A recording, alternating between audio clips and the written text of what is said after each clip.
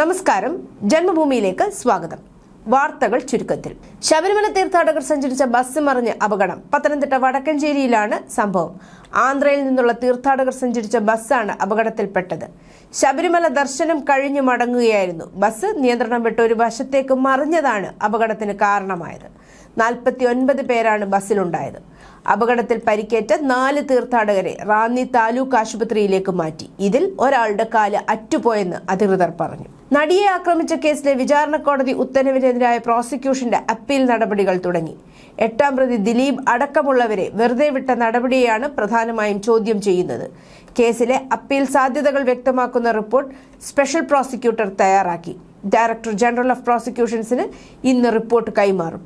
വിചാരണ കോടതി ഉത്തരവ് പരിഗണിച്ച് അപ്പീൽ തയ്യാറാക്കുന്ന നടപടികളും തുടങ്ങി. ഈ ആഴ്ച ഹൈക്കോടതിയെ സമീപിക്കാനാണ് സർക്കാർ തീരുമാനം. തദ്ദേശ തെരഞ്ഞെടുപ്പിലെ തിരിച്ചടിക്ക് പിന്നിൽ ഭരണവിരുദ്ധ വികാരം കാരണമായില്ലെന്ന് CPM-ഉം ഉണ്ടെന്ന് CPI-യും. ശബരിമല സ്വർണ്ണക്കൊള്ളയടക്കം വിധിയെഴുത്തിൽ പ്രതിഫലിച്ചെന്ന് CPI പറയുമ്പോൾ BJP നേടിയ വോട്ട് കണക്ക് നിരത്തി തിരുത്തുകയാണ് CPM. മുഖ്യമന്ത്രി മുന്നണിയെ വിശ്വാസത്തിലെടുക്കാതെ ഒറ്റയാൾ പട്ടാളം പോലെ പെരുമാറുന്നുവെന്ന് CPI യോഗത്തിൽ വിമർശനമുണ്ടായി. തെരഞ്ഞെടുപ്പ് പരാജയം സംബന്ധിച്ച് CPM-ന്റേത് വിരുദ്ധ നിലപാടാണ്. CPI മുഖ്യമന്ത്രിയുടെ പല തീരുമാനങ്ങളും ഏകപക്ഷീയമാണെന്നും ഇത് മുന്നണിയെ ബാധിക്കുന്നതാണെന്നും യോഗത്തിൽ നേതാക്കൾ ചൂണ്ടിക്കാട്ടി. 10 ദിവസത്തിനുള്ളിൽ എല്ലാ ജില്ലാ കൗൺസിലുകളും യോഗം ചേർന്ന് തെരഞ്ഞെടുപ്പ് ഫലം വിലയിരുത്തി റിപ്പോർട്ട് തയ്യാറാക്കണമെന്നും യോഗം തീരുമാനിച്ചു. നടപ്പ് സാമ്പത്തിക വർഷത്തിൽ 15ാം ധനകാര്യ കമ്മീഷൻ ഗ്രാന്റിന്റെ ആദ്യ ഗഡുവായി കേരളത്തിലെ തദ്ദേശ സ്ഥാപനങ്ങൾക്ക് 260.20 കോടി രൂപ കേന്ദ്ര സർക്കാർ അനുവദിച്ചു. അൺടൈഡ് ഗ്രാന്റുകളുടെ ആദ്യ ഗഡു സംസ്ഥാനത്തെ 14 ജില്ലാ പഞ്ചായത്തുകൾക്കും 152 ബ്ലോക്കുകൾക്കും 941 ഗ്രാമപഞ്ചായത്തുകൾക്കുമാണ് അനുവദിച്ചതെന്ന് കേന്ദ്ര പഞ്ചായത്തി രാജ് മന്ത്രാലയം അറിയിച്ചു. ശമ്പളവും മറ്റ് സ്ഥാപന ചെലവുകളും ഒഴികെ ഭരണഘടനയുടെ 11ാം പട്ടികയിലെ 29 വിഷയങ്ങൾക്ക് കീഴിൽ പ്രത്യേക പ്രാദേശിക ആവശ്യങ്ങൾക്കായി വിനിയോഗിക്കാവുന്ന തുകയാണിത്. PM ശ്രീ പദ്ധതിയുമായി ബന്ധപ്പെട്ട ധാരണാപത്രത്തിൽ കേരളം ഒപ്പുവെച്ചെന്ന് ആവർത്തിച്ച് കേന്ദ്ര സർക്കാർ. എന്നാൽ കേരളം പിന്മാറിയോ എന്ന ചോദ്യത്തിന് മറുപടിയില്ല. തമിഴ്നാടിനും പശ്ചിമ ബംഗാളിനും മാത്രമാണ് പദ്ധതിയിൽ ചേരാത്തതെന്ന് വ്യക്തമാക്കിയ കേന്ദ്ര വിദ്യാഭ്യാസ സഹമന്ത്രി ജയന്ത് ചൌധരി ഇരു സംസ്ഥാനങ്ങൾക്കും ഇതുമായി ബന്ധപ്പെട്ട പദ്ധതികളിൽ നൽകാനുള്ള ഫണ്ട് വിഹിതത്തിന്റെ കണക്കുകളും സമർപ്പിച്ചു. പശ്ചിമ ബംഗാളിന് ഇതുവരെയും തുക അനുവദിച്ചിട്ടില്ല. പദ്ധതിയിൽ ഒപ്പുവെച്ച സ്ഥിതിക്ക് കേരളത്തിന്റെ പിന്മാറ്റം എളുപ്പമായേക്കില്ലെന്ന സൂചനയാണ് മന്ത്രിയുടെ മറുപടിയിൽ തെളിയുന്നത്. അടൂർ പ്രകാശിന്റെയും ഡീൻ കുര്യാക്കോസിന്റെയും ചോദ്യങ്ങൾക്കാണ് മന്ത്രിയുടെ മറുപടി. RSP സംസ്ഥാന സെക്രട്ടറി ഷിബു ബേബി ജോണിന്റെ ജ്യേഷ്ഠൻ ഷാജി ബേബി ജോൺ ബാംഗ്ലൂരുവിലെ മനിപ്പാൽ ഹോസ്പിറ്റലിൽ അന്തരിച്ചു. 65 വയസ്സായിരുന്നു. മുൻ മന്ത്രിയും RSP നേതാവുമായിരുന്ന അന്തരിച്ച ബേബി ജോണിന്റെ മകനാണ് ഷാജി ബേബി ജോൺ.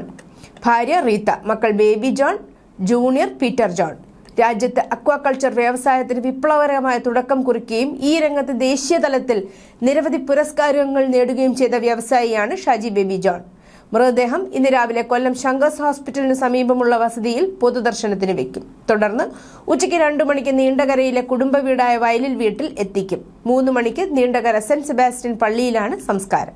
കൊച്ചിയിൽ നിർമ്മിച്ച ഹൈഡ്രജൻ ഇന്ധനമായ ആദ്യത്തെ തദ്ദേശീയ യാത്രാ ബോട്ട് ഉത്തർപ്രദേശിലെ വാരണാസിയിൽ സർവീസ് നടത്തും. ഹൈഡ്രജൻ ഇന്ധന സെൽ പ്രൊപ്പൽഷനുള്ള രാജ്യത്തെ ആദ്യ ബോട്ടിൽ പൂർണ്ണമായും തദ്ദേശീയ സാങ്കേതിക വിദ്യയാണ് ഉപയോഗിക്കുന്നത്. വാരണാസിയിലെ നമോഘട്ടിൽ കേന്ദ്ര തുറമുഖം ഷിപ്പിംഗ് ജലപാത മന്ത്രി സർബാനന്ദ സോനോവാൾ കപ്പൽ ഫ്ളാഗ് ഓഫ് ചെയ്തു. കുറഞ്ഞ താപനിലയിൽ പ്രോട്ടോൺ എക്സ്ചേഞ്ച് മെംബ്രെയിൻ ഇന്ധന സെൽ സംവിധാനത്തിൽ ഹൈഡ്രജനെ വൈദ്യുതിയാക്കി മാറ്റുകയും വെള്ളം മാത്രം പുറത്തുവിടുകയും ചെയ്യുന്നതാണ് ഈ ബോട്ട്. നടിയെ ആക്രമിച്ച കേസിലെ വിചാരണ കോടതി ജഡ്ജിക്കെതിരായ സൈബർ ആക്രമണങ്ങളിലും വ്യക്തിഹത്യയിലും ഇടപെടൽ ആവശ്യപ്പെട്ട് ഹൈക്കോടതിയിൽ നിവേദനം. ഇക്കാര്യങ്ങൾ ചൂണ്ടിക്കാട്ടി കേരള ജുഡീഷ്യൽ ഓഫീസേഴ്സ് അസോസിയേഷൻ ആണ് ഹൈക്കോടതിയെ സമീപിച്ചത്. പൊൻകുന്നം ചെറുവള്ളി ദേവീക്ഷേത്രത്തിലെ ജഡ്ജിയമ്മാവൻ കോവിലിൽ ദർശനം നടത്തി രാഹുൽ മാങ്കൂട്ടത്തിൽ.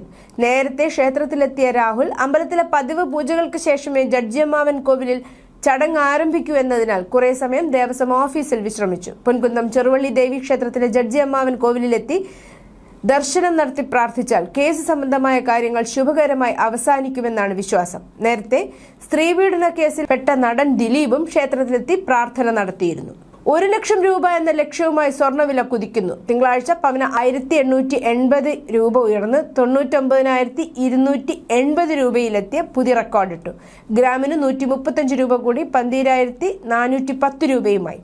നിലവിലെ വിലയുടെ കൂടെ വെറും 720 രൂപ കൂടി ഉയർന്നാൽ സ്വർണ്ണവില 1 ലക്ഷം രൂപ എന്ന മാന്ത്രിക സംഖ്യയിലേക്കെത്തും.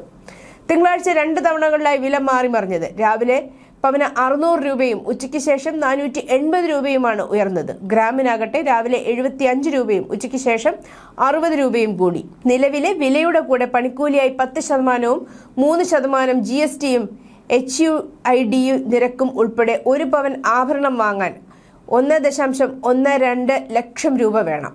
IT കമ്പനി തുടങ്ങാനുള്ള ചർച്ചകൾക്കായി കൊച്ചിയിലെത്തിയ US പൗരനെ ഹോട്ടൽ മുറിയിൽ ബന്ദിയാക്കി മർദ്ദിച്ച് പണവും സ്വർണ്ണമോതിരവും അടക്കം 3.10 ലക്ഷം രൂപയുടെ മുതലുകൾ മോഷ്ടിച്ച 2 പേർ അറസ്റ്റിൽ.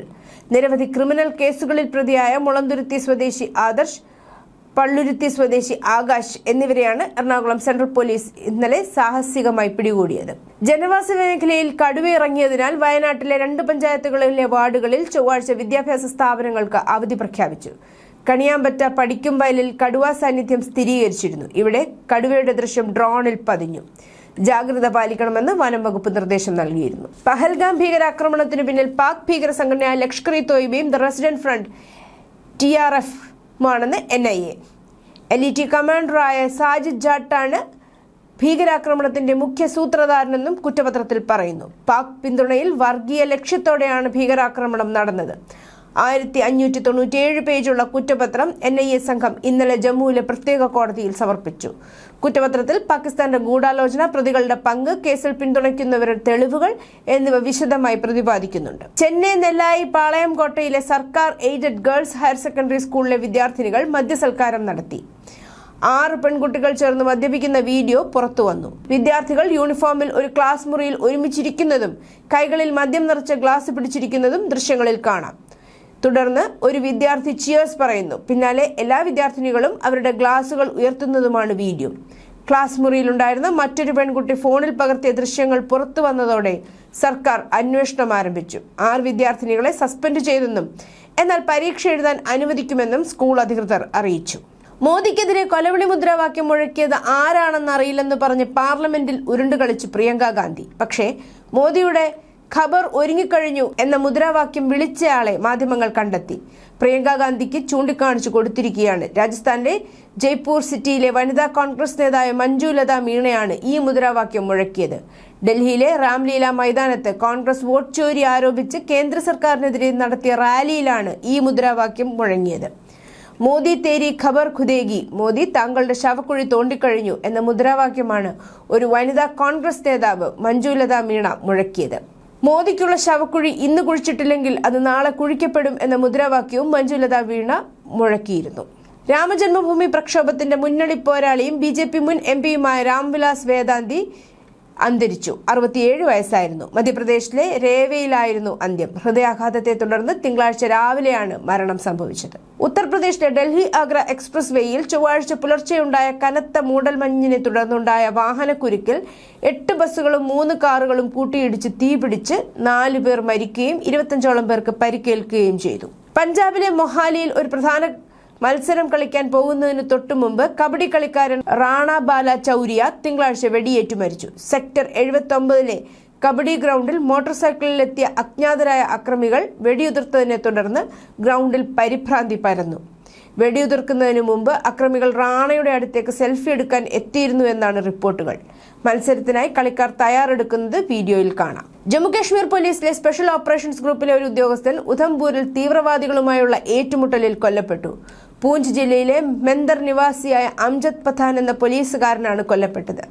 തിങ്കളാഴ്ച ഉധംപൂരിലെ മജൽട്ട് പ്രദേശത്തെ സോഹൻ ഗ്രാമത്തിന് സമീപം 3 തീവ്രവാദികൾ വനപ്രദേശത്ത് ഒളിച്ചിരിക്കുന്നതായി സുരക്ഷാ സേനയ്ക്ക് വിവരം ലഭിച്ചതിനെ തുടർന്ന് ഏറ്റുമുട്ടൽ ആരംഭിച്ചതായി ഉദ്യോഗസ്ഥർ പറഞ്ഞു. കാനഡയിലെ എഡ്മണ്ടിൽ 2 പഞ്ചാബി യുവാവുകൾ വെടിയേറ്റു മരിച്ചു. കാനഡയിൽ പഠനത്തിനെത്തിയ മൻസ ജില്ലയിലെ ബുത്ലഡ താലൂക്കിലെ ബറൈഹ് സ്വദേശി ഗുർദീപ് സിംഗ് 27 വയസ്സും ഉഡാദ് സായിദ്വാല സ്വദേശി രൺവീർ സിംഗ് 18 വയസ്സ് ഉള്ള ആൾക്കാരുമാണ് കൊല്ലപ്പെട്ടത്. ഡിസംബർ 14 പുലർച്ചെയായിരുന്നു സംഭവം. കൂട്ടുകാർക്കൊപ്പം സുഹൃത്തിന്റെ പിറന്നാൾ പാർട്ടിയിൽ പങ്കെടുക്കാൻ പോകുമ്പോഴാണ് ഇവർക്ക് വെടിയേറ്റത്. സംഭവ സ്ഥലത്തെത്തിയ പോലീസ് വിദ്യാർത്ഥികളെ ആശുപത്രിയിൽ എത്തിച്ചെങ്കിലും ജീവൻ രക്ഷിക്കാനായില്ല. ഓസ്ട്രേലിയയിലെ സിഡ്നിയിൽ ജൂതന്മാർ താമസിക്കുന്ന ബോണ്ടി ബീച്ചിൽ പാകിസ്ഥാന്റെ 2 ഭീകരർ 16 ജൂതന്മാരെ വെടിവെച്ച് കൊന്നതിന് ഓസ്ട്രേലിയൻ പ്രധാനമന്ത്രി ആന്റണി ആൽബനീസിനെ വിമർശിച്ച് ഇസ്രായേൽ പ്രധാനമന്ത്രി പലസ്തീനെ അനുകൂലിച്ച് ഓസ്ട്രേലിയ പ്രസ്താവന ഇറക്കിയത് ഇസ്ലാമിക ഭീകരർക്ക് പ്രോത്സാഹനമായി. അതാണ് അവർ ജൂതന്മാർ താമസിക്കുന്ന ബീച്ചിൽ അതിക്രമം നടത്തിയതെന്നും ഇസ്രായേൽ പ്രധാനമന്ത്രി ബെഞ്ചമിൻ നെതന്യാഹു വിമർശിച്ചു. റഷ്യൻ നാവികസേനയുടെ ഏറ്റവും പ്രധാനപ്പെട്ട കരിങ്കടൽ താവളത്തിൽ ഉക്രൈനിയൻ അണ്ടർ വാട്ടർ ഡ്രോണുകൾ ഒരു റഷ്യൻ കിലോ ക്ലാസ് ആക്രമണ അന്തർവാഹിനിയെ ആക്രമിച്ച് പ്രവർത്തനരഹിതമാക്കി. ഇത്തരത്തിലുള്ള ആദ്യ ഓപ്പറേഷനാണെന്ന് ഉക്രൈൻ ഉദ്യോഗസ്ഥർ തിങ്കളാഴ്ച പറഞ്ഞു. ഉക്രൈന്റെ സുരക്ഷാ സേവനം SBU അതിന്റെ സബ്സി ബേബി ഡ്രോണുകൾ ഉപയോഗിച്ച് നടത്തിയ ആക്രമണം നോവോറോസിക് തുറമുഖത്തെ അന്തർവാഹിനിയിൽ ഇടിച്ചു. നിയമവിരുദ്ധ ഫെന്റനൈലും അതിന്റെ പ്രധാന രാസവസ്തുക്കളും കൂട്ടനശീകരണ ആയുധങ്ങളായി തരംതിരിക്കുന്ന എക്സിക്യൂട്ടീവ് ഉത്തരവിൽ US പ്രസിഡന്റ് ഡൊണാൾഡ് ട്രംപ് ഒപ്പുവെച്ചു. കൂട്ടനശീകരണ ആയുധങ്ങളുടെ ഉപയോഗ ഭീഷണി അല്ലെങ്കിൽ ഉപയോഗിക്കാൻ ശ്രമിക്കുന്നത് എന്നിവയെ US നിയമം ഇതിനകം തന്നെ ക്രിമിനൽ കുറ്റമായി തരംതിരിച്ചിട്ടുണ്ട്.